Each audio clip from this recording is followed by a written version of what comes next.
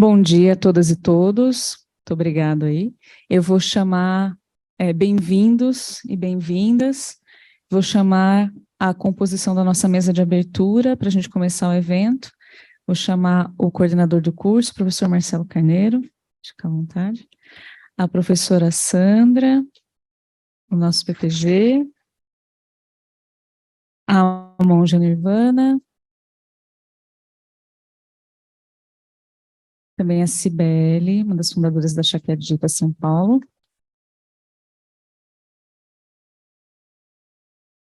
E eu mesma, pode sentar aqui, Cibele. E eu mesma, por fim, nós vamos começar agora a mesa de abertura. Vocês podem pegar os microfones para falar, ok? Eu dou as boas-vindas também para quem está conosco online. Nós temos a professora Cibele Aldrovandi e temos a professora Susan Landesman, falando conosco lá dos Estados Unidos. Teremos outras convidadas internacionais à tarde. Eu vou, então, começar com a fala de abertura, para eu não ficar diferente dos meus colegas. Para cá.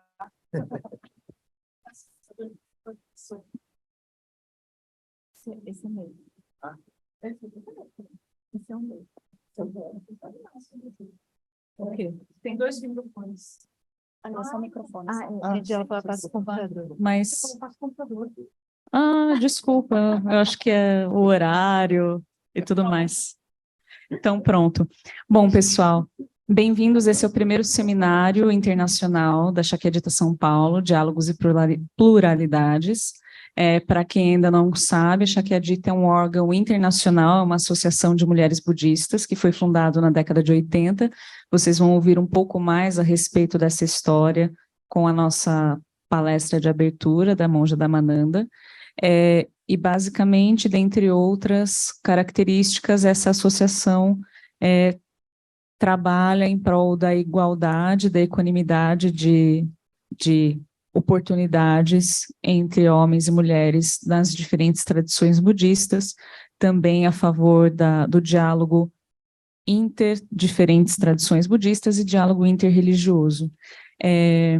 Então, esse também é algo marcante para nós aqui, o fato de nós estarmos tendo esse seminário dentro da Universidade Metodista de São Paulo, né? Eu falo para vocês, meu nome é Estela, eu sou aluna aqui do PPG em Ciências da Religião. Hoje eu falo com vocês enquanto presidente da Chaqueadita São Paulo, uma das fundadoras, e eu primeiramente queria agradecer todo o pessoal, o corpo técnico, né, que nos ajudou tanto a montar o equipamento para que esse evento de maneira híbrida acontecesse. Agradeço a todos vocês que estão aqui presentes conosco. Não deixem de assinar a lista de chamada, tá? Porque nós vamos emitir os certificados depois. A monja Loiane está com a lista lá no fundo. Nós também teremos um sorteio de um livro no período da tarde. E agradeço também a todos que estão nos acompanhando online, né? Infelizmente nós não pudemos fazer a transmissão ao vivo, mas eu sei que muitas pessoas estão ansiosas pela gravação, já estavam me perguntando se a gravação seria disponibilizada ainda hoje. Eu falei, não, calma, amanhã estará online. Então agradeço a presença de todos vocês, agradeço também a todos os nossos palestrantes, né, que aceitaram prontamente o convite, ficaram felizes em poder participar. Infelizmente, um dos palestrantes teve um imprevisto de saúde e não poderá comparecer, mas nós vamos ter mais tempo, portanto, para outras palestras e para muitas perguntas. Não deixem de fazer perguntas. Agradeço muito todo o PPG de Ciências da Religião da UMESP, na figura do nosso coordenador Marcelo Carneiro, também a professora Sandra, que topou essa parceria junto com a revista Mandrágora, de nós fazermos um dossiê como resultado do seminário. Todo esse PPG sempre foi muito acolhedor conosco, sempre foi muito aberto, sempre foi muito receptivo, então nós agradecemos muito, né? A Chaqueadita São Paulo, ela surgiu a partir da Associação Buda Dharma, né, em Valinhos, e do Instituto Pramana, onde nós temos tanto na associação de maneira mais ampla o lado religioso e as ações sociais também, e o Instituto Pramana é mais focado nos estudos acadêmicos em teologia budista. Eu também quero fazer um agradecimento especial, mas a pessoa não está aqui, então eu vou pular para quando a pessoa chegar. Eu vou passar o microfone e depois vou pedir ele de volta, tá bom? Então, eu vou passar o microfone agora para a Cibele, que também faz parte da Chacarita São Paulo, uma das fundadoras. Ciba, por favor. Bom dia. Bom, meu nome é Cibele Furlan, eu sou uma das fundadoras da Chacarita São Paulo, junto com a monja Estela e a Patrícia Tsai. Sou também presidente da Associação Buda Dharma.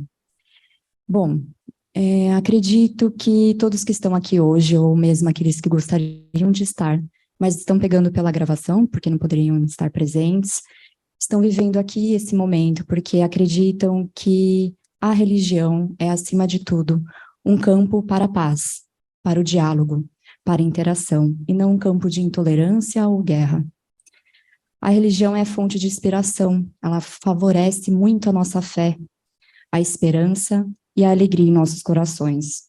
Nos proporcionam meios para criarmos mais valores morais, como o altruísmo, a compaixão, a bondade, o respeito e a igualdade.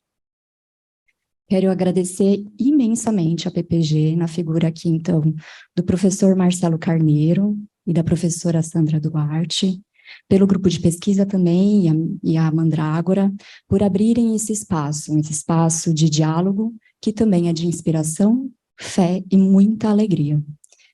Que esse dia, então, de hoje, de grande harmonia, possa perdurar nos demais dias desse ano, florescendo em nós reflexões fundamentais para a construção da nossa fé e de como podemos nos unir pelo amor ao próximo, tanto olhando o outro como a figura de Cristo, ou então olhando o outro como se fossem nossas queridas e bondosas mães, favorecendo assim em nós um desejo de retribuir todo esse carinho e essa bondade, e então fazendo com que a gente consiga beneficiar sempre mais e mais pessoas por meio da fé e da religião. Espero que todos aproveitem muito os dias de hoje, as palestras, para fazerem boas reflexões. Muito bem-vindos.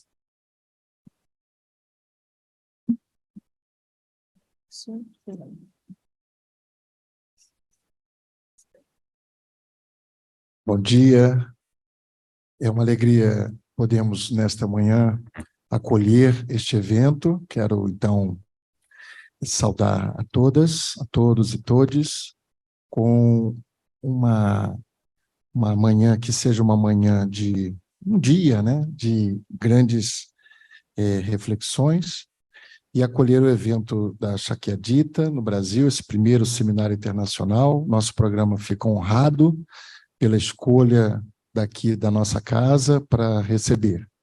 Então, em nome do programa, quero acolher vocês nesse dia emblemático, um dia de reflexão, um dia de luta, né, de lembrança das lutas constantes que vocês, mulheres, realizam para saírem do campo da submissão que lhes é imposta pela sociedade.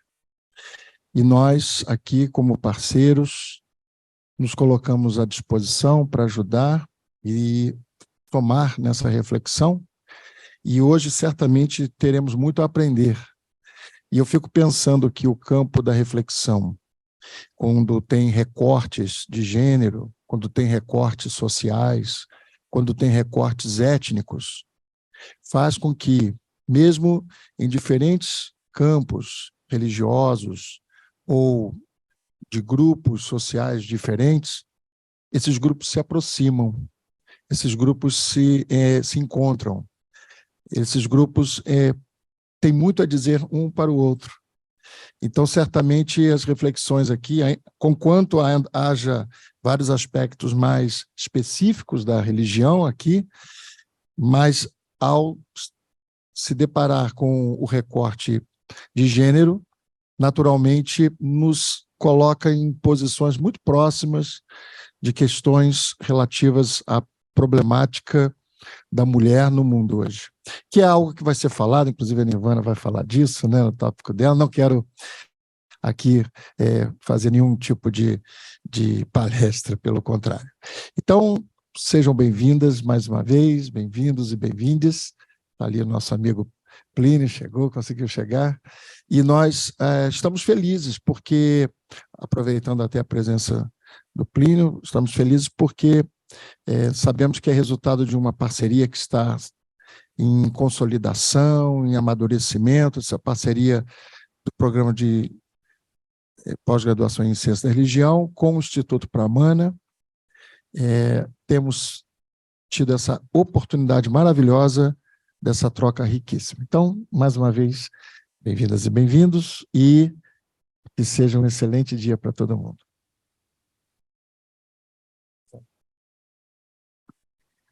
Bom dia a todas, bom dia a todos, bom dia a vocês que estão aqui comigo. Bom, primeiro é uma alegria que a gente tem de sediar o primeiro evento da Shakyadita Brasil.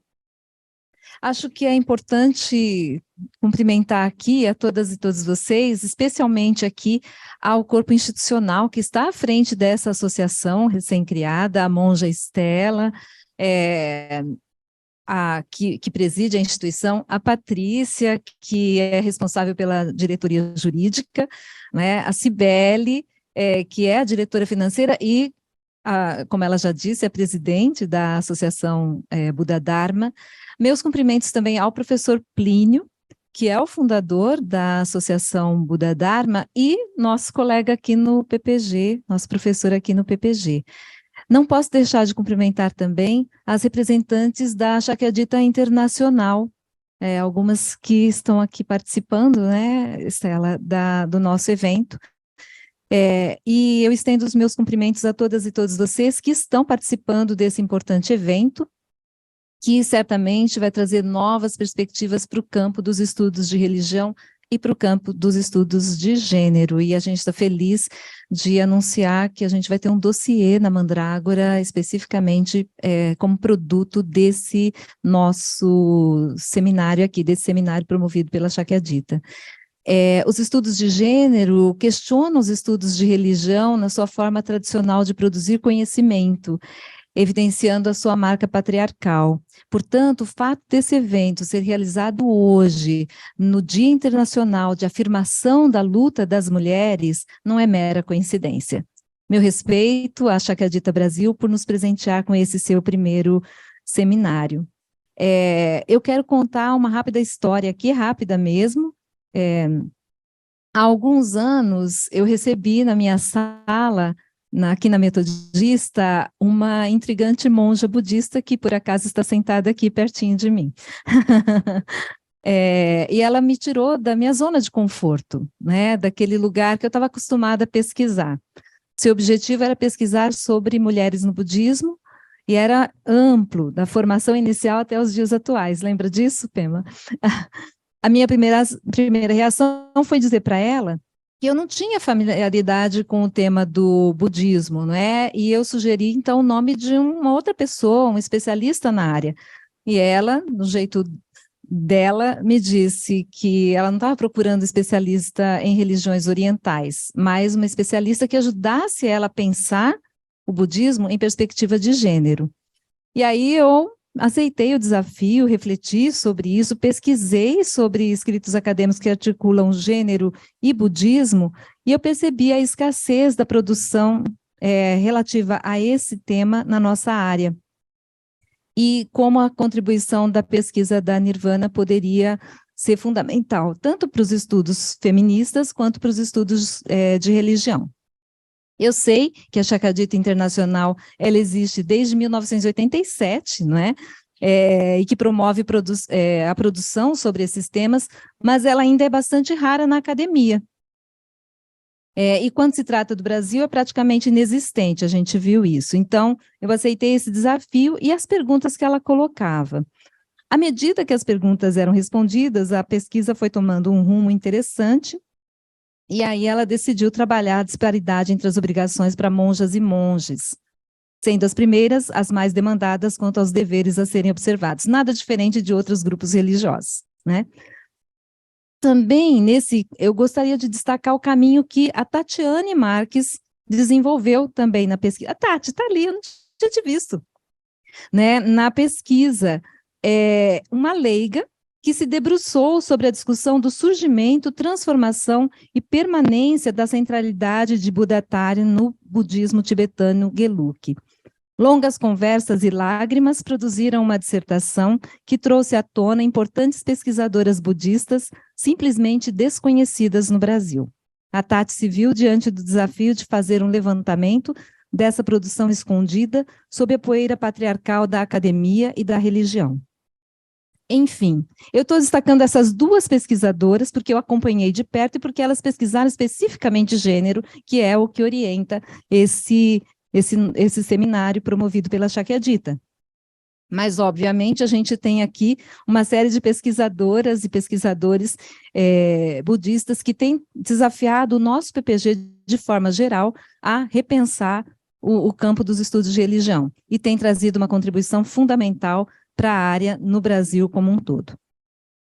Finalizando, enfim, em diferentes tradições religiosas, as mulheres têm ocupado posições secundárias e isso não é diferente no budismo. Posturas misóginas tensionam distintos movimentos que afirmam a legitimidade das assimetrias sob o argumento do sagrado. Iniciativas como a deste seminário permitem a desconstrução de sistemas baseados em hierarquias androcêntricas que se afirmam divinamente determinadas, revelando as bases sócio-históricas dessas construções e se deslocando das tradicionais leituras acadêmicas sobre o budismo para analisá-lo em perspectiva de gênero. Desejo a todas e todos um excelente seminário. Muito obrigada, professora Sandra. Agora que uma das componentes da nossa mesa conseguiu ultrapassar o trânsito, por favor, Patrícia, venha fazer sua fala de abertura.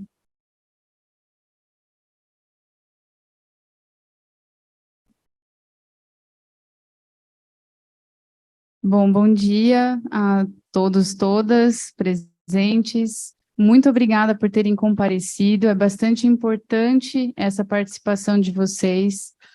Em primeiro lugar, eu queria agradecer todo o pessoal do programa do PPG de Ciências da Religião por acolher a gente aqui, né, desde o momento em que a gente começou as nossas pesquisas até agora, promovendo esse seminário.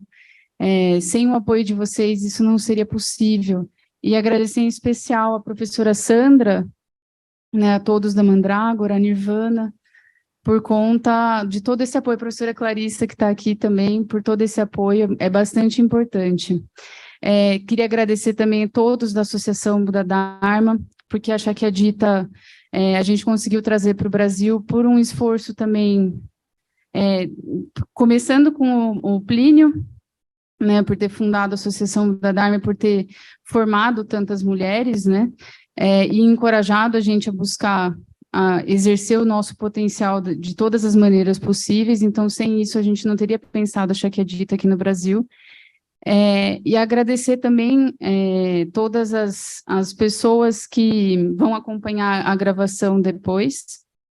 Bom, é bem sucinto realmente o que eu queria falar, era mais agradecimentos mesmo, e torcer que para que possamos todos fazer diálogos com todas as tradições, não só, né, apresentando aqui as tradições budistas, mas que outras tradições possam se reunir, que a gente possa sentar na mesma mesa e conseguir pensar juntos alternativas para melhorar a vida, especialmente das mulheres, né, que ficam sempre para trás. Muito obrigada. Muito obrigada, Patrícia. Bom, agora que já chegaram, eu vou fazer a parte do agradecimento que me faltou naquele momento. Eu vou contar uma historinha que há muitos anos eu tenho um professor de artes marciais que ele sempre deu treinamento igual, tanto para homens quanto para as mulheres. Ele nunca fez diferença entre ambos, sempre nos incentivava a treinar. E uma vez ele juntou as meninas e falou assim: vocês só não conseguem ganhar, é mais difícil para vocês ganhar mais músculo, mais força que os homens, porque vocês têm menos testosterona, só isso, só é mais difícil, vocês podem se vocês quiserem. Mas por ser mais difícil demorar mais, vocês precisam pensar, olha, se eu estou lutando com um cara que é mais forte do que eu, normalmente ele é maior, ele é mais lento, ele não gosta de pensar muito, ele vai na força bruta. para vocês lutarem com homens, vocês precisam aproveitar o fato de vocês serem menores e mais inteligentes e treinarem para ser mais rápidas e terem mais técnica. E eu lembro disso até hoje, eu guardo isso com muito carinho para a vida, assim, porque esse mesmo professor foi quem nos ensinou a respeito de budismo por muitos anos, nos formou a primeira turma depois de 10 anos, e nessa primeira turma formada, dentre 10 pessoas, 8 eram mulheres, então eu acho que isso é muito significativo para a gente hoje. Então eu agradeço muito ao professor Plínio, porque ele é fundador da associação, e sem a motivação dele, a gente não teria chegado até aqui e formado a Chaquiadita. Muito obrigada, professor, por tudo até agora. E é isso, gente, uma salva de palmas. Muito obrigada. E a nossa abertura está completa, então vocês estão liberados, menos a Monja Nirvana, inclusive, muito obrigada, Monja Nirvana, porque foi ela quem deu os primeiros passos para reservar este auditório nesta data, que é uma data tão importante para nós. E a Monja Nirvana vai dar uma pequena introdução para a gente antes da nossa palestra de abertura, né? Então, Nia, a palavra está com você. Eu posso falar daqui? Pode. Ah, não, vou pedir para você falar daqui. Essa cadeira está melhor enquadrada na gravação, por favor.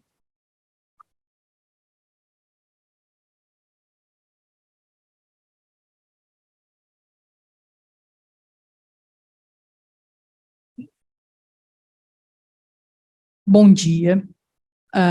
Mais uma vez, a gente sempre começa falando boas-vindas, né? Boas-vindas às pessoas que vieram até aqui e boas-vindas às pessoas que vão nos assistir.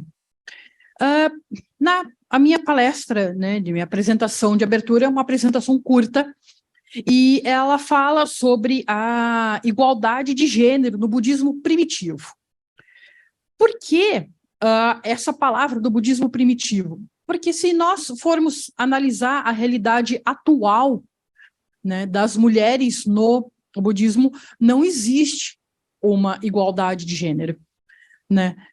Em 2005, a Rita Gross escreveu um texto chamado Mulheres Budistas como Líderes e Professoras, onde ela faz duras críticas ao patriarcado budista, explicando que as mulheres, elas ocupavam as posições administrativas, as posições de apoio, mas elas não alcançavam o mais elevado grau no budismo, que é o da professora do Dharma, né? Foi publicado na edição de dezembro do ano passado, na revista Coisas do Gênero, uma revisão que eu fiz a esse artigo da Rita Gross, que analisa a situação do Brasil agora, né? Quanto que a gente caminhou nesses anos de quando ela escreveu para agora. Felizmente, nós caminhamos bastante, porque se nós tínhamos naquela época muito raras mulheres como professoras, agora a gente tem, então, uma condição melhor, mas não uma condição ideal, porque nós não alcançamos a igualdade. Se nós levarmos em consideração o universo de comunidades budistas, eu não estou dizendo que as mulheres não dão palestras, que elas não coordenam grupos, que elas não ensinam, mas muitas vezes elas fazem isso sem serem reconhecidas por suas comunidades. Quando a gente acessa os sites dessas comunidades, nós temos o professor residente, o coordenador, e essas mulheres que trabalham e fazem, não aparecem, né? Duas instituições vão na contramão desta tendência, que é a Associação Buda Dharma, que tem em seu corpo um número maior de professoras do que de professores, mas a minha ideia hoje é falar sobre a igualdade do budismo do gênero, igualdade de gênero no budismo primitivo, porque eu quero falar do tempo do Buda. Então, para chegar no tempo do Buda, né, hoje, que é dia 8 de março, o Dia Internacional das Mulheres, E para falar da igualdade de gênero, a gente precisa retomar a primeira marcha das mulheres. É provável que todos tenham ouvido falar da nova inteligência artificial, o ChatGPT. E, para os que não conhecem, é possível fazer perguntas dinâmicas nesse sistema de busca de dados que tem uma imensidão de respostas e que elas têm sido consideradas muito precisas. Mas eu tenho que dizer que a inteligência artificial não está tão precisa assim. Eu perguntei para a inteligência artificial, qual foi a primeira marcha de mulheres para direitos iguais? Entendeu? E a inteligência artificial me respondeu. A primeira marcha para mulheres por direitos iguais foi a marcha sufragista de 1908, que ocorreu em Nova York, nos Estados Unidos. A marcha foi organizada pelo Partido Socialista da América, liderados por mulheres ativistas, como a sufragista Charlotte Speckink Gilman. A marcha teve como objetivo reivindicar o direito ao voto para as mulheres, que na época eram excluídas desse direito. Além disso, as mulheres também lutavam por melhores condições de trabalho, igualdade salarial, fim da discriminação de gênero e pleno direito à educação. A marcha sufragista de 1908 foi um marco importante na luta das mulheres por direitos iguais e inspirou outras manifestações semelhantes ao redor do mundo. A partir daí, as mulheres continuaram a lutar por seus direitos e conquistas importantes foram alcançadas, como o direito ao voto, a igualdade salarial e a luta contra a discriminação de gênero. Por que eu disse que a tão badalada inteligência artificial às vezes erra? Aqui a gente vai ter um erro, eu vou apresentar. Né? Por quê? Porque, segundo a minha pesquisa de mestrado, aqui, realizada na Universidade Metodista, a primeira marcha das mulheres por direitos iguais acontece há 2.500 anos, e não há 100 e poucos anos atrás. Quando Mahapajapati Shakyamuni, madrasta do Buda, liderou um grande grupo de mulheres para a peregrinação de muitos quilômetros para lutar por ter os mesmos direitos que os homens. Então, é há 2.500 anos a primeira marcha. Não essa que a inteligência artificial me disse que seria a primeira. Essa história, ela tem vários detalhes, então eu convido todas e todos a fazer uma leitura da dissertação para conhecer esses detalhes, porque nesses 10 minutos de abertura não me vai ser possível contar ela inteira. Então, numa explicação super resumida, a Mahapajapati pede ao Buda para fundar a ordem feminina, que ela queria se tornar uma renunciante, assim como seu filho, o Buda, havia se tornado, né, seu filho adotivo, seu filho biológico, Nanda, e outros homens do clã Shakya. E esse pedido ele foi negado. Tempos depois, ela refaz o pedido e novamente é negado.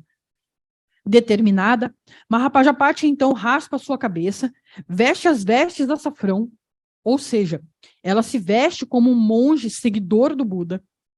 E, nesse meio tempo em que ela toma essa decisão, o Buda sai em peregrinação para uma cidade que está a 200 quilômetros de distância. E ela, determinada, caminha descalço, mendigando por comida no caminho, assim como os seguidores do Buda faziam. Ela foi acompanhada por 500 mulheres do clã que fizeram a mesma coisa. Aqui cabe um parênteses. Não devemos entender o número 500 como literal, pois o número 5 indica as posições cardeais e o seu centro, e o número 0, na tradição védica, ele tem um sentido de vazio, interdependência e totalidade. O que nos leva a entender que o 500 seria a totalidade das mulheres do clã, e não 500 pessoas, especialmente falando. Então, essas mulheres do clã, elas fazem a primeira marcha porque elas estão fazendo essa peregrinação para buscar pelos direitos iguais, para que elas pudessem fundar a comunidade monástica feminina. Voltando à história, ela faz novamente os pedidos. Esse pedido foi negado, mas Ananda, o primo e atendente principal do Buda, intervém e ele faz, então, uma pergunta-chave. Poderiam as mulheres alcançar o quarto fruto do caminho? O que isso significa? podem as mulheres alcançar o mais elevado estado dentro da doutrina ensinada pelo Buda? O Buda responde que sim, que elas são capazes e então consente com a fundação da ordem. O que ocorre, segundo o texto canônico, é que é imposto às mulheres 8 condições para este estabelecimento, e essas 8 condições nós encontramos grandes problemas. Por exemplo, nós temos um preceito que coloca as mulheres numa posição inferior. Esse preceito desses 8, chamados Guru Dharmas, ele diz que uma monja, mesmo que plenamente ordenada, se ela encontrar um monge homem, mesmo que recém-ordenado, ela deve prestar as máximas reverências a ele. A contestação desse preceito, a possibilidade de corrupção do cânone. Então, mais uma vez, eu volto, né, à minha pesquisa de mestrado para dialogar a respeito dessas possíveis contestações desse texto. Agora, o que acontece? Quando o assunto são os direitos iguais das mulheres budistas, este preceito e outros são citados como forma de demonstrar que o Buda, de certa maneira, discriminava as mulheres. Quando olhamos o Código Vinaya, o Código de Conduta de Monges e Monjas, nos deparamos com uma significativa diferença numérica nesses preceitos. Na tradição Theravada, os homens têm 227 preceitos, contra as mulheres, que têm 311. Na tradição Dharmagupta, são 353 para homens, 348 para mulheres. E na Mula Sarvastivada, 253 para homens e 364 para mulheres. De certo que essa diferença numérica assusta, e num olhar rápido, seria grande prova da discriminação das mulheres. Mas quando nos debruçamos a conhecer os votos e organizá-los em categorias, começamos a perceber que esta aparente diferença numérica não retrata uma realidade de discriminação. Por quê? O Buda foi o primeiro a abordar diretamente a questão do período menstrual. Mas ele faz isso de uma maneira diferente. Não para discriminar as mulheres, para excluí-las da sua vida, porque considerava esse período um período impuro, mas para possibilitar que elas continuassem as suas atividades normalmente. Até falo um spoiler para todas, nós estamos com um artigo no forno a respeito desse assunto, ele está sendo escrito a 6 mãos, então, quando ele sair do forno, nós vamos ter a possibilidade de ter esse diálogo dessa questão do período menstrual. Mas quando a gente fala do Código Vinaya, a gente tem uma série de preceitos que vão falar da higiene feminina, do período menstrual, de como se comportar para ter essa vida normal. Então, o que acontece? Homens não são pessoas que menstruam, não na sua maioria. Então, ter esta vida continuando acarreta um número de preceitos extras. Outros preceitos, eles são desdobramentos. Então, por exemplo, a questão do celibato, cuja quebra é considerada uma das faltas mais graves que podem ser cometidas pelo Código. Ele é abordado em um preceito no Código masculino, mas é desdobrado em 3 no Código feminino. Isso acarreta uma diferença numérica, porque a gente tem 3 preceitos para as mulheres e 1 para os homens. Mas quando a gente lê os comentários, a gente percebe que esses preceitos são muito similares, vamos colocar dessa maneira, para não dizer idênticos. Outra questão é sobre o ordenamento feminino. Monjas e monges possuem níveis no seu desenvolvimento monástico. O mais alto grau é de bhikshu, um monge plenamente ordenado para homens, e bhikshuni, uma monja plenamente ordenada. Ocorre que, na atualidade, o ordenamento é negado para algumas tradições. O ordenamento pleno, só das mulheres. Das 18 tradições originárias ali no tempo do Buda, 3 permaneceram no tempo presente. Citamos ela quando dissemos os números de votos, a Dharmagupta, Theravada e Mula Sarvastivada. Nessas, o ordenamento pleno das bhikshunis só foi preservado na tradição Dharmagupta. Na tradição Thera, a linhagem foi perdida. Existiam monjas que tinham um ordenamento pleno, E ao longo do tempo, pela força do patriarcado, nas sociedades onde a tradição Thera se desenvolve, então elas perderam. E na tradição Mula Sarvastivada, as pesquisas indicam que ela não se chegou a constituir o ordenamento pleno. Quando do estabelecimento da tradição no altiplano tibetano, não houveram mulheres suficientes para a fundação, então, da tradição. Então, não é que a tradição ela desaparece, ela não se estabelece, né? Tem essa diferença, mas, de qualquer maneira, na realidade atual, as monjas da tradição Mula Sarvastivada, elas não alcançam o ordenamento pleno. A Shakyamuni, então, ela é um movimento que, dentre um dos seus braços, é esta luta pelo restabelecimento dessa igualdade. Por quê? Porque no tempo do Buda existia dois conjuntos de agiografias. Elas são pares.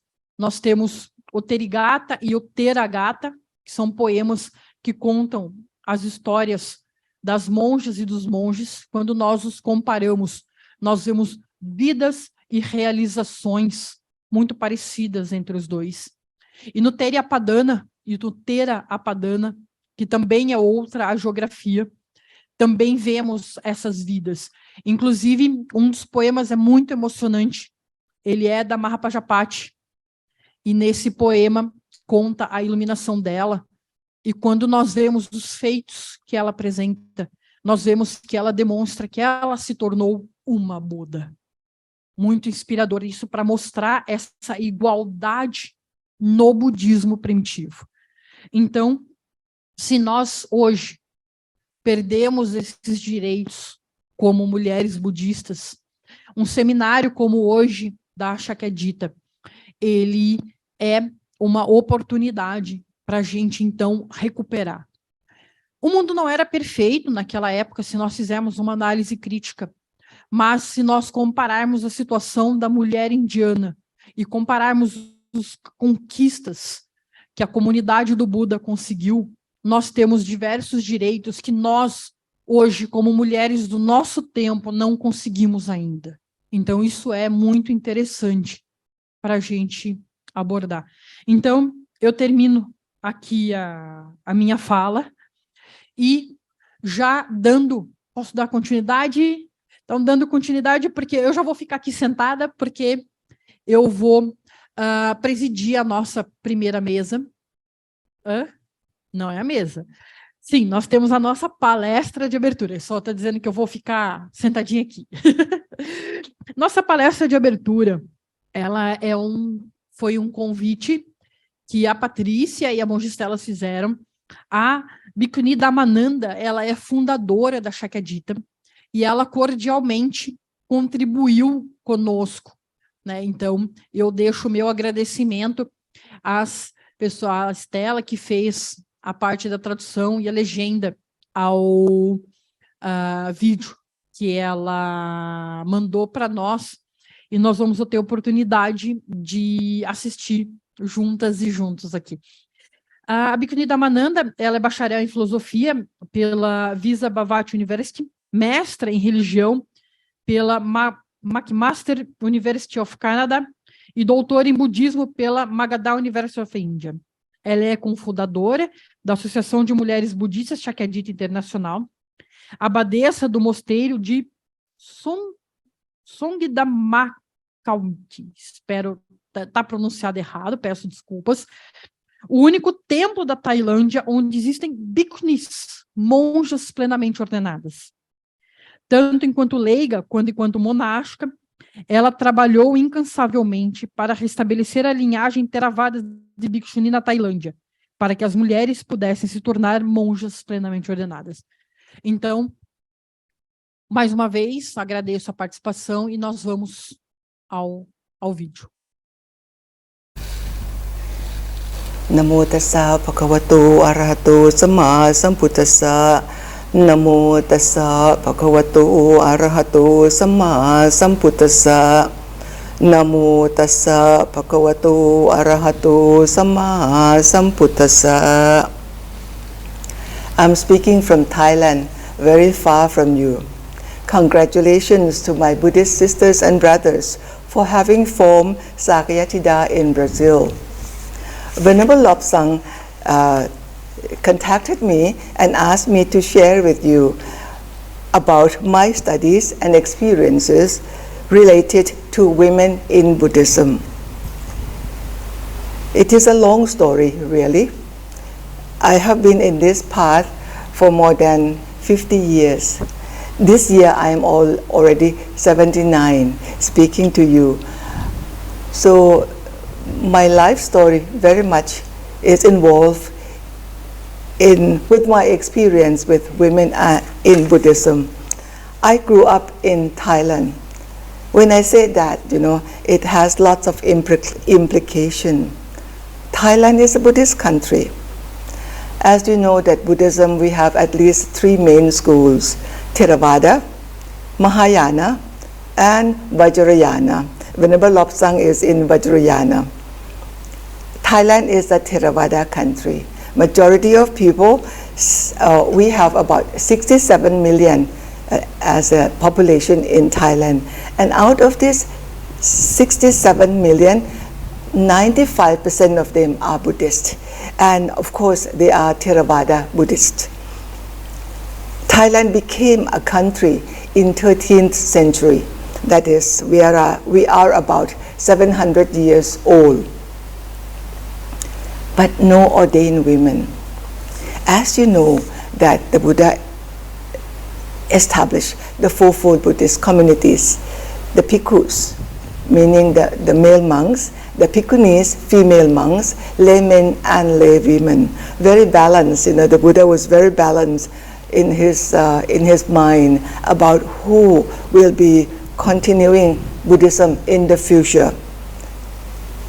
Half of them men and women, and then half of them ordained and lay. So our fourfold Buddhists are very balanced. But the question is, it never occurred in our country to bring about the completion of ordained women. So this is a big issue.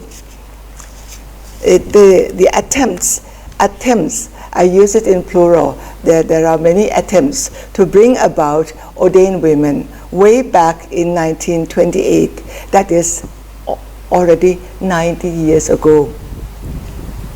There was an attempt by a man called Narin Glung. Narin was a very good, I would say he was a very good Buddhist, to be the first one to start talking about the fourfold Buddhist communities.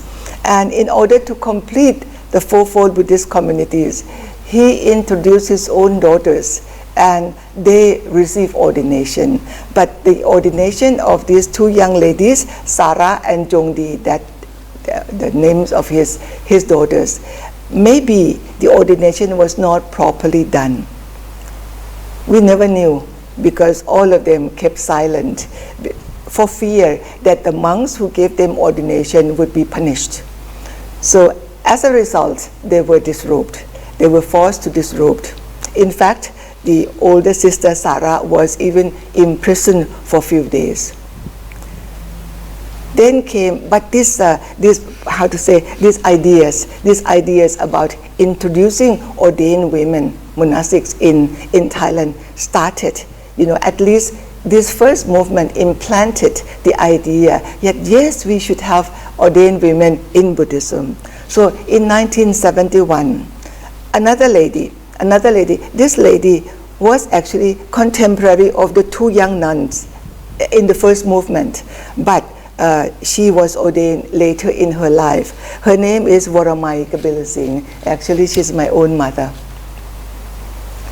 She knew that ordination was a very difficult issue, so she studied. She shaved her head and became a monastic for 15 years before she could actually receive proper ordination.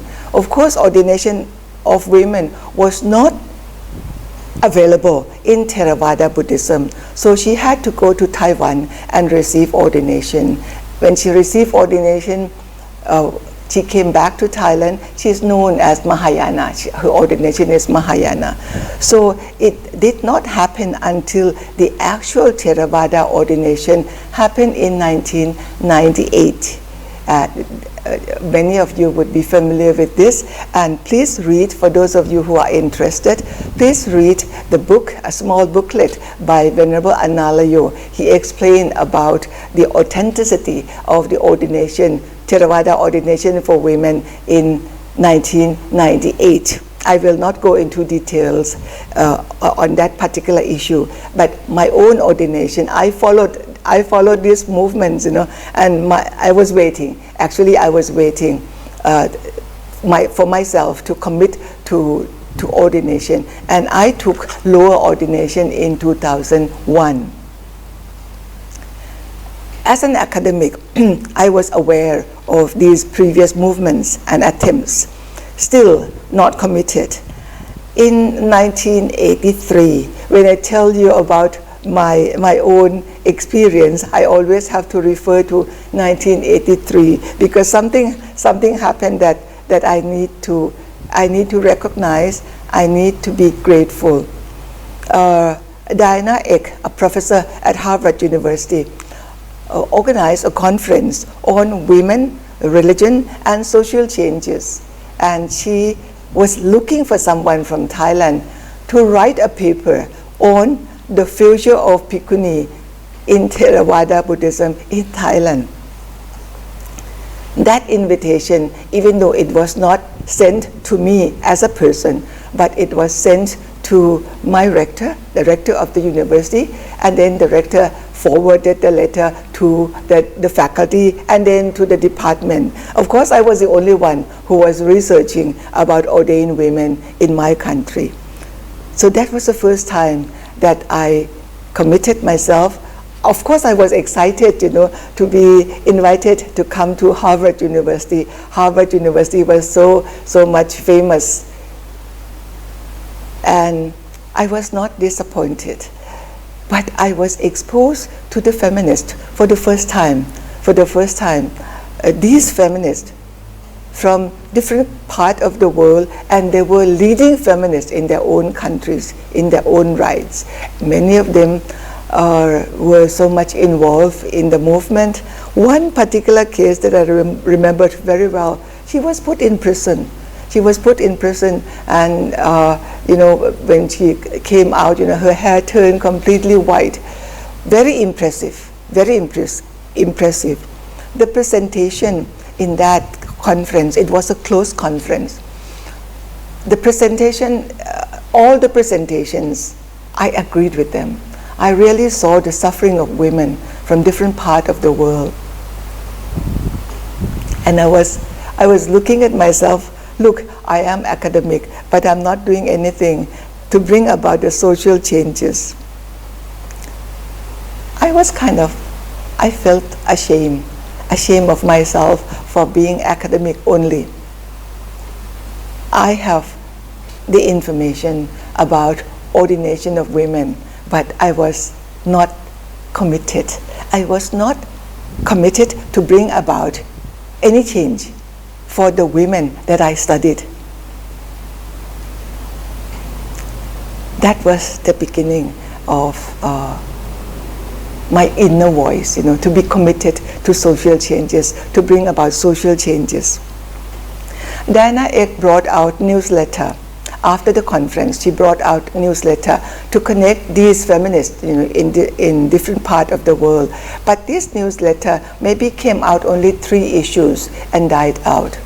But I was the one who got the idea that what is needed in Buddhist circle is this connection through bringing out the newsletter. But English is not my mother tongue, you know, so I was hesitating whether I should start. I was waiting for someone to start. And they also were waiting for someone to start, you know. So eventually I started the newsletter on International Buddhist Women's Activities.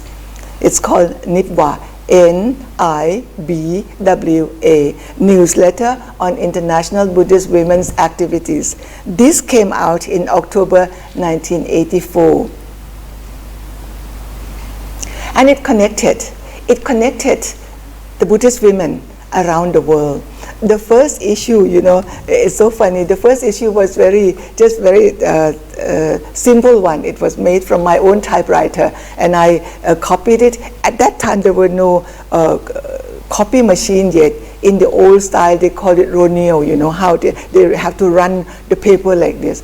Maybe I sent out to 30 women, nuns and women that I was connected at that time. We were already writing back and forth, you know, among these women. So the newsletter came out in 1984.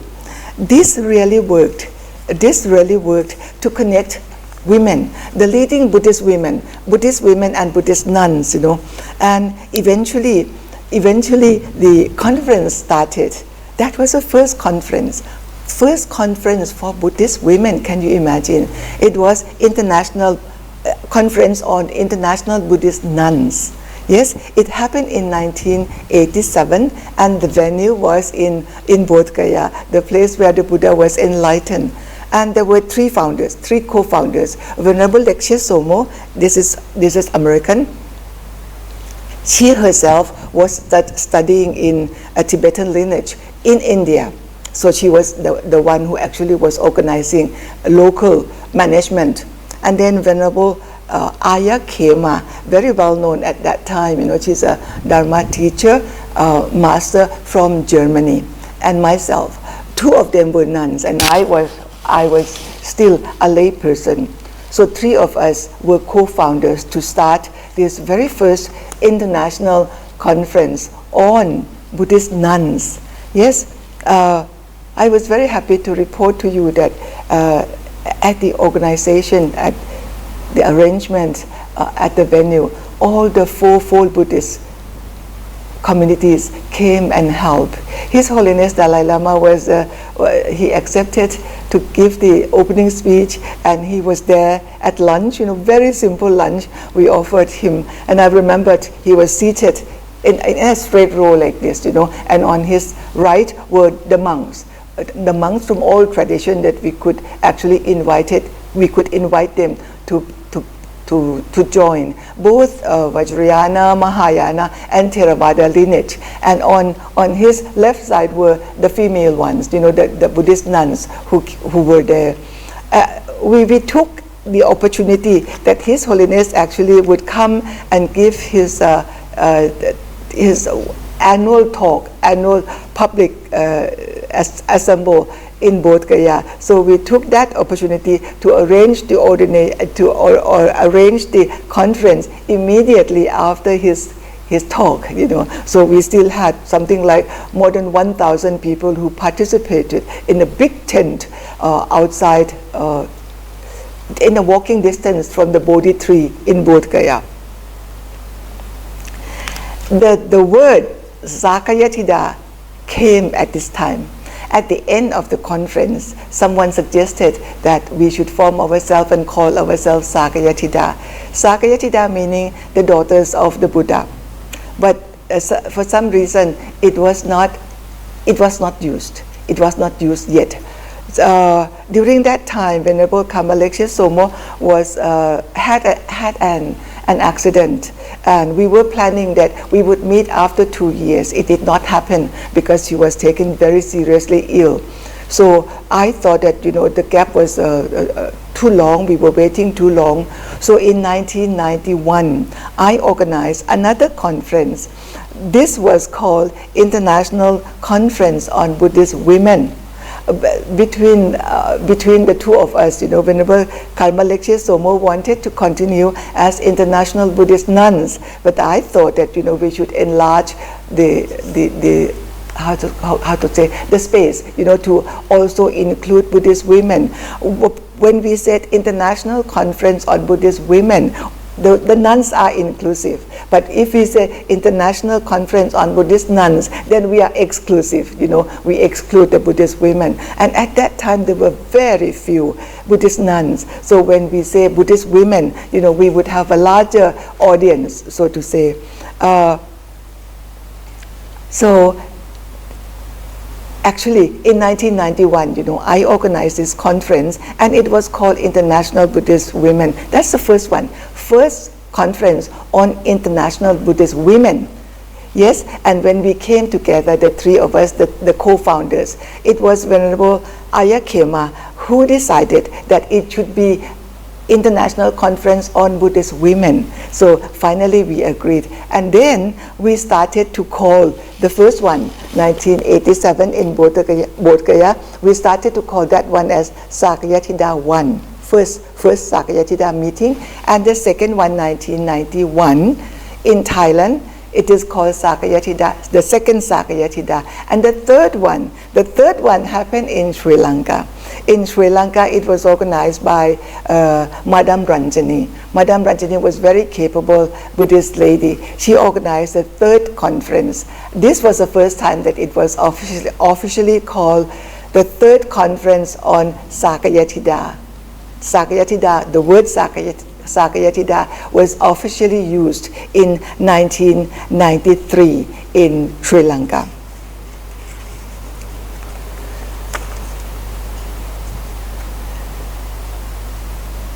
One of the objective of the Sakayatida was to introduce the Bhikkhunis. Yes, it was one of our early objective that we come together in order so that we can introduce the Bhikkhunis, the ordination for women in countries where they already have, to strengthen them, in countries where they do not have, to introduce this idea to them. So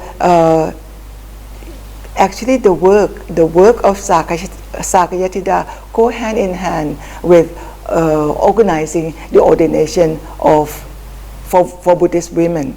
In 1988, Fo Guangshan is based in Taiwan, and Master Singwin,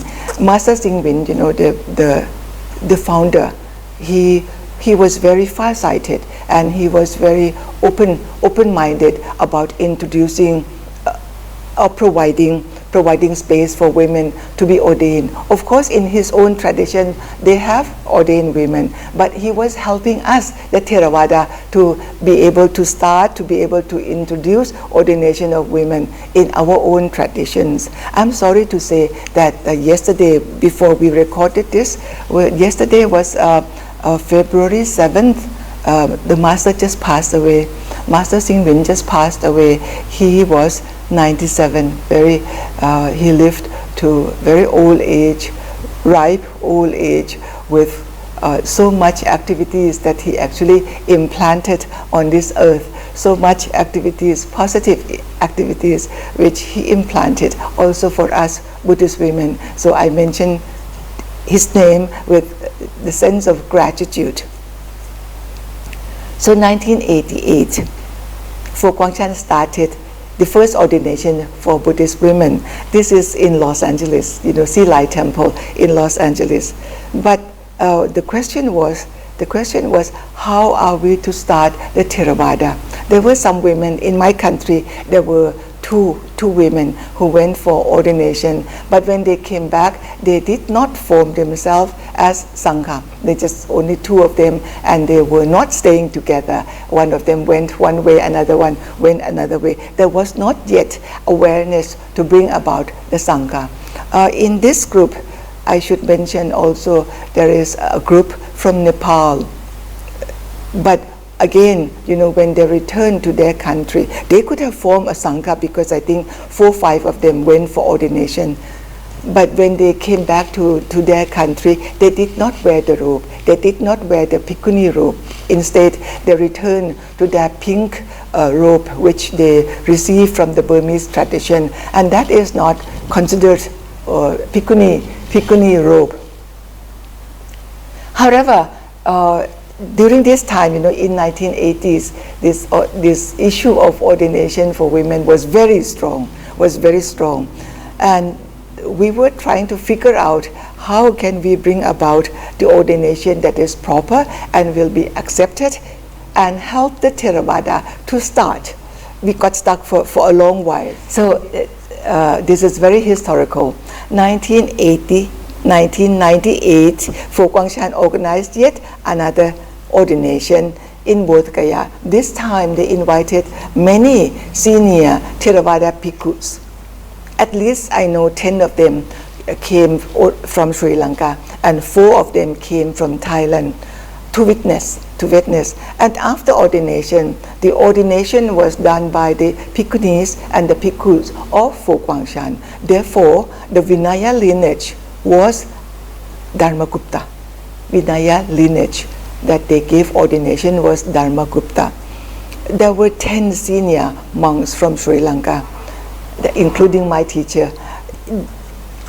They figure out that once these nuns returned to Sri Lanka, I forgot to mention that there were 20 Sri Lankan nuns who went for full ordination. So the senior monks were thinking that these nuns, once when they return to Sri Lanka, still they will not be accepted by the larger Sangha members, particularly by the monks, that they are actually a Theravada lineage, because the Vinaya of the bhikkhus and the bhikkhuni Sangha that gave ordination belonged to Dharmagupta. So the 10 senior monks took these 20 newly ordained bhikkhunis to Sarnath in order so that they themselves can give them another ordination. I call this one a confirmation, so that they can claim the beginning of Theravada, because it must be done in the Sima, in the boundary that is done by Theravada tradition, and the Bhikkhu Sanghas who actually gave them ordination must be purely Theravada. So this was how it was done in 1998. So you have to make a distinction between 1998 ordination in Pho Kwang Shan and 1998 the confirmation ordination which was done in Sarnath. It is considered that the one that was done in Sarnath to be the starting point for Theravada bhikkhunis, for the Theravada bhikkhunis. So this was how it was done. And Venerable Dr. Analayo from Germany, he studied the authenticity of this ordination and confirmed that it is acceptable. And I myself, as academic, I was also looking and making sure that the lineage that I'm taking, I'm going to live the lay life and join into this monastic life. I have to make sure that the monastic life that I join is a proper Theravada, because I was intending to start Theravada lineage of bhikkhunis in my country. I could not continue the Dharmagupta. My mother was ordained in Dharmagupta, and I knew I could not continue on that because I need training in Dharmagupta, which is not possible because I don't have the Chinese background, not sufficient Chinese background. And then I have to stay in Taiwan to receive the training, from the Bhikkhunis Sangha. For my condition, it was not possible. So I knew my limitation, that I must be in Theravada. My country is Theravada, and we start Namo Tassa, the chanting is in Pali. So that was my own limitation, and I chose to be ordained in Theravada tradition. So in the year 2001, which I mentioned earlier, I went to Sri Lanka to receive my ordination first as Samaneri. We need 2 years, we need 2 years training before we can receive full ordination to become bhikkhunis. I didn't become bhikkhuni until the year 2003 to become the first Theravada bhikkhuni in my country. But at that time, this awareness of the Bhikkhuni Sangha, to bring about the Bhikkhuni Sangha, was in other countries also. In Indonesia, the Bhikkhuni Sangha in Indonesia started in the year 2000. In Vietnam, Venerable Liu Phop started with her group to become bhikkhunis in the year 2002. She also went back to Sri Lanka like me, and I myself became fully ordained in 2003. So you see that the year is very close, 2000, 2002, 2003. This is how we established the Bhikkhuni Sangha in Asian countries. In some of the Asian countries, still not all, but we hope to be able to influence, to be able to support, to be able to connect.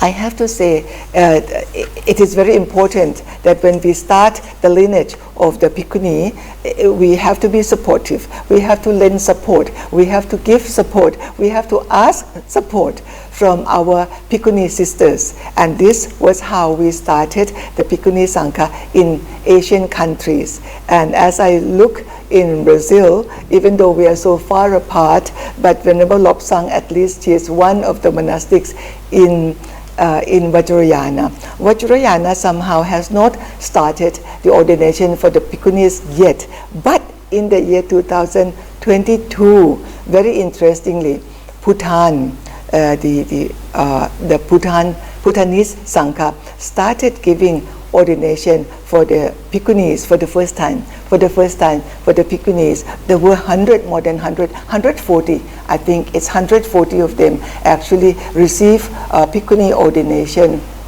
for the first time in the history of Vajrayana, that they now have fully ordained Bhikkhunis. Yes, so at least Venerable Lobsang, you can consider after some time you can receive full ordination, maybe not directly from the Vajrayana lineage in India, but you can always go to Bhutan and join them, become one of them. They were well supported. As I know that the King Fo is the father of the present king. He was also supportive. The king and the queen, they were also supportive to bring about the full ordination of the Bhikkhunis in Vajrayana tradition. So this is a story that I could share with you of my study and my experience about the Buddhist women. Allow me to end my talk by giving you this chanting. This particular chanting was composed some 200 years ago in Chiang Mai, in the northern part of Thailand, close to the Burmese border.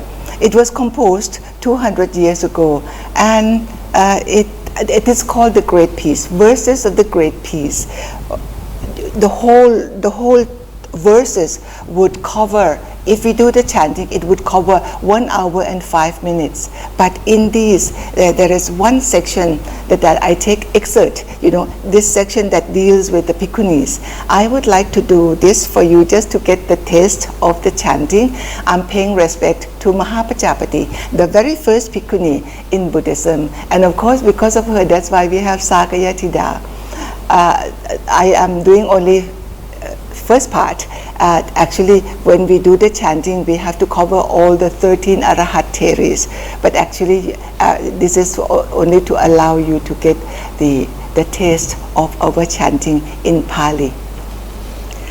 Ratanyunang Bhikkhuninang Kotami Chinnamatucha Tapita Katha Namhi Satha Soting Karo Tuno. May you be blessed by the verses that I just chanted from Mahapajapati Kotami Theri, the very first Bhikkhuni, and also all the 13 Arahat theories that we actually have their statues in our temple.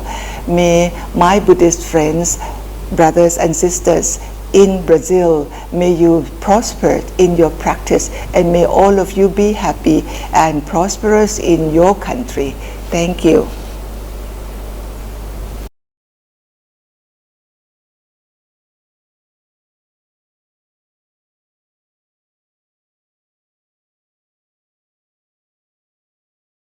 Tá sem som. Alô, esse aqui tá. Eu achei uma fala bastante importante, bastante emocionante da venerável Dhammananda. Agora nós temos alguns minutinhos que a gente vai reservar para alguma sessão de perguntas, as primeiras perguntas antes do nosso breve intervalo, tá? Então, também peço desculpas, não sabemos ainda qual o problema técnico, mas a gravação desse vídeo, bem como a gravação do evento vai estar disponível para vocês depois no YouTube da Chakradita, então quem quiser ver depois sem problemas técnicos. Alguém tem alguma questão? de qualquer, com relação a qualquer fala.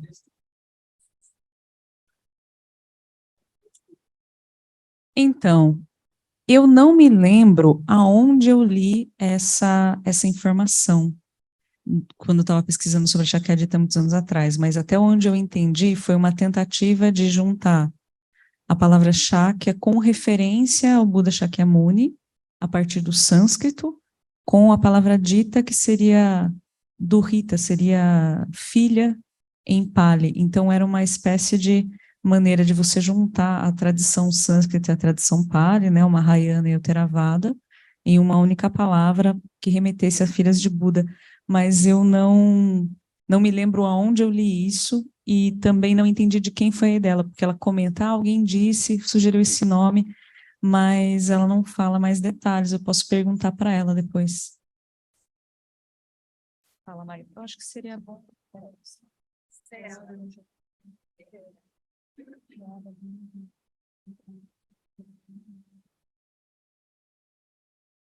Obrigada. Estou falando? Estão me ouvindo? Que minha voz é muito baixa. Eu vou tentar falar mais alto. É só uma... Ah, tá. Oi, agora sim. Tá, obrigada. Eu não entendi a ordenação no Vajrayana. Você pode explicar um pouquinho mais, por favor? Então, Magda, a gente tem essa classificação entre Theravada e Mahayana. Alguns autores dividem o Mahayana entre o Mahayana do leste asiático e o Mahayana da região dos Himalaias, do Tibete, etc.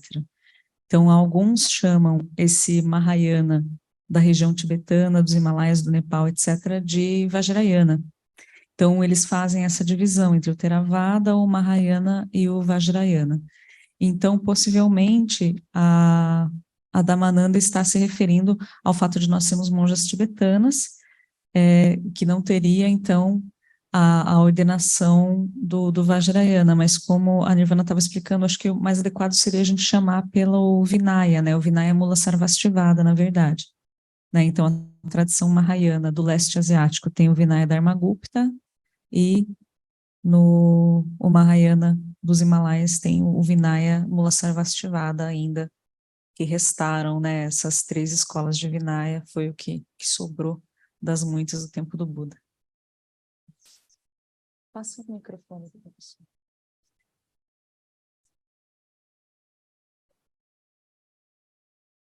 Só um microfone assim. Som. Então, aquela parte que ela fala no final da ordenação feminina feita no Butão. Quando a gente fala que a ordenação é Mahayana, é porque tem um domínio colonial aí da China sobre os demais países do Sudeste Asiático com o budismo terra pura.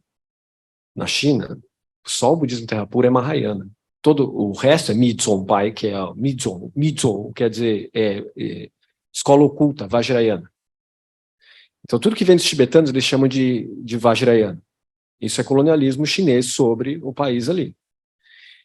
Então, a questão que eu queria colocar para você o motivo dessa ordenação butanesa não ser aceita, essa ordenação feminina que ela comentou é aceita para Shakyamuni, porque para fora está um problema enorme ali.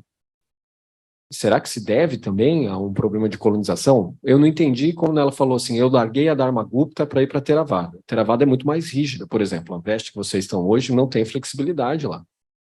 A flexibilidade que a gente tem aqui é em função daquele movimento da Fogoshan, que eles colocaram ali, o movimento do budismo humanista ou engajado, que permite a flexibilidade do engajamento do monge no meio social.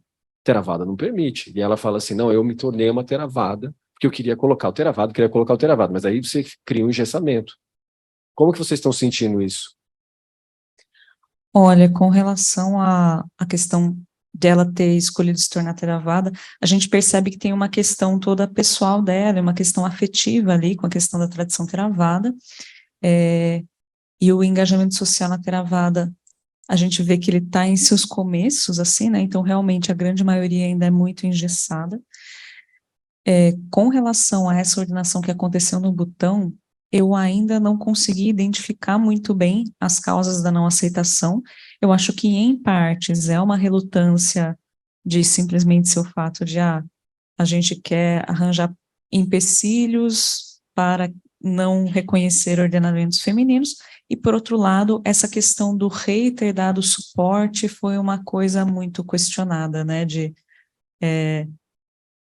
que o rei não deveria se meter nos assuntos que são da sanga, né, o governo não deveria se meter com a religião. É uma repetição do rei Ashoka no século II a.C., a mesma coisa, quando ele Exatamente. chegou lá e tirou o pessoal, colocou no norte, aí o que aconteceu? O pessoal falou, mas você não tem que ter ingerência aqui dentro, né? A gente teve aula com o Toshichendo, você estava comigo na aula lá no Japão, Exatamente. e foi isso que ele falou, como é que um rei pode estar interferindo sobre isso, né? E a pesquisa da Nirvana, como é que está sobre isso? Como é que você está enxergando essa questão do domínio masculino? Porque ela voltar para o Theravada é a mesma coisa que falar, então os homens continuam dominando sobre. Na verdade, a ideia da pesquisa é a gente trazer essas vozes, porque o que acontece? As mulheres foram e se ordenaram. E se a gente volta, e a minha discussão volta muito ao budismo primitivo, porque se elas se ordenaram e se elas juntaram 4 mulheres, elas restabeleceram uma linhagem. A questão é que a gente tem um patriarcado que quer fazer uma força contrária para dizer vocês não restabeleceram uma linhagem. Então a gente precisa juntar uma massa para que seja ouvido que não, se elas juntaram 4, elas estabeleceram. Assim como foi prescrito pelo Código Monástico, elas preencheram a regra. Então, o que a gente tem são esses movimentos que, da mesma maneira como eles apagaram esse ordenamento, eles fazem uma força para impedir o seu restabelecimento. Então, os ordenamentos em muitos países, em seus próprios solos, não acontecem. As monjas vão aos outros países para fazer. Então, por exemplo, nós aqui no Brasil, nós não temos 4 monjas plenamente ordenadas. Então, se nós buscarmos esse ordenamento, nós vamos ter que ter uma parceria no exterior para fazer. Só que quando 4 de nós obtivermos esse ordenamento, nós estabelecemos no Brasil. Como que a comunidade internacional vai ver isso? Como toda luta feminista. A gente começa fazendo barulho e não é ouvido. A gente vai fazendo mais barulho, mais barulho, mais barulho, até que chega um momento que é inevitável que ele seja ouvido. Então, eu acredito que as monjas, elas vão acabar trilhando o mesmo caminho, né? É pela junção de muitas vozes que nós vamos conseguir reverter. Espero que não demore muitas gerações, mas a ideia é juntar as vozes e persistir.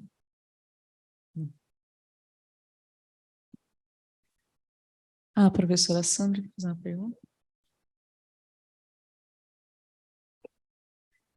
Primeiro, obrigada pela sua fala inicial, Nirvana, e também pela fala da professora, que eu não sei dizer o nome, Damananda, professora Damananda.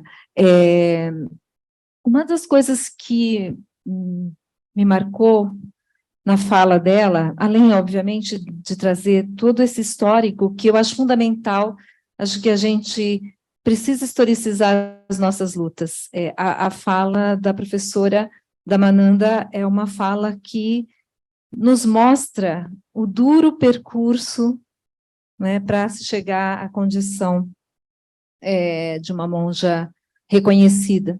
Mas eu fiquei... E uma das coisas que na fala dela me chamou bastante atenção é a necessidade da sororidade, né? A cumplicidade entre mulheres, mulheres apoiando mulheres. Eu acredito plenamente nisso, né? Na verdade, isso para mim, assim, é um meio de vida, é uma missão, né? Mulher apoiar mulher, lutar por mulheres, estarmos juntas.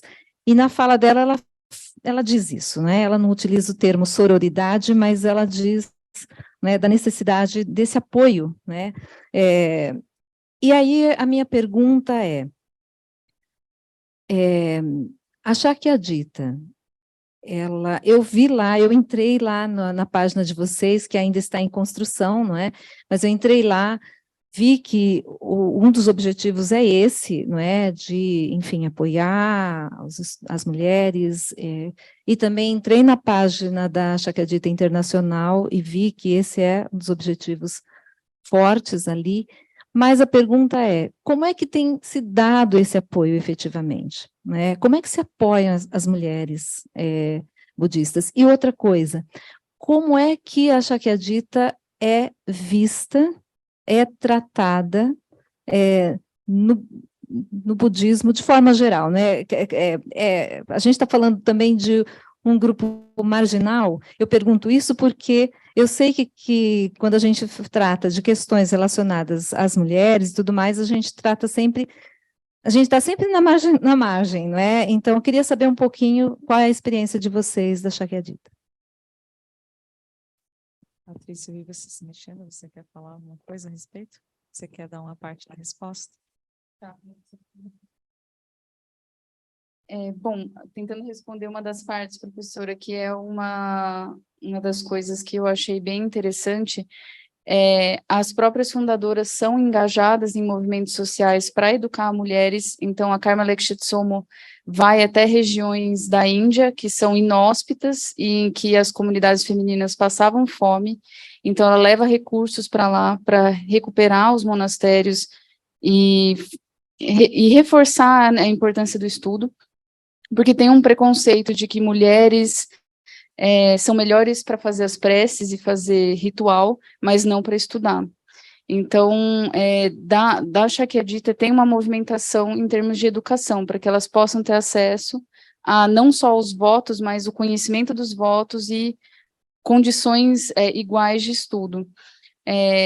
Tem um apoio grande do Dalai Lama na formação das geshemas, que são as doutoras, né, budistas,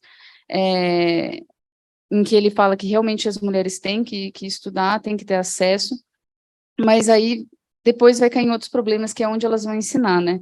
No caso da Shakyadita, é criar uma corrente de apoio para que as leigas também tenham acesso a estudo, e possam, elas falam mais num sentido de grassroots, né, que é começar do comecinho, né, pequenos apoios até chegar e realmente mobilizar a tradição mesmo. Então, até onde eu sei, elas são muito engajadas nisso, não só as fundadoras, mas as atuais presidentes e todo o corpo da Shakyadita Internacional. Mas daí são projetos que cada capítulo tem que ajudar a organizar como que vai ser feito e tem autonomia para destacar áreas em que considera mais importante. Aí agora... Eu queria acrescentar que no caso da Shakyadita São Paulo, né, a gente está nos começos, e obrigada, Patrícia, pela primeira parte da resposta. A gente ainda está nos começos, e assim, os nossos primeiros passos vão no sentido de criar essa comunicação entre as mulheres budistas e descobrir quais são as questões específicas das mulheres budistas no Brasil.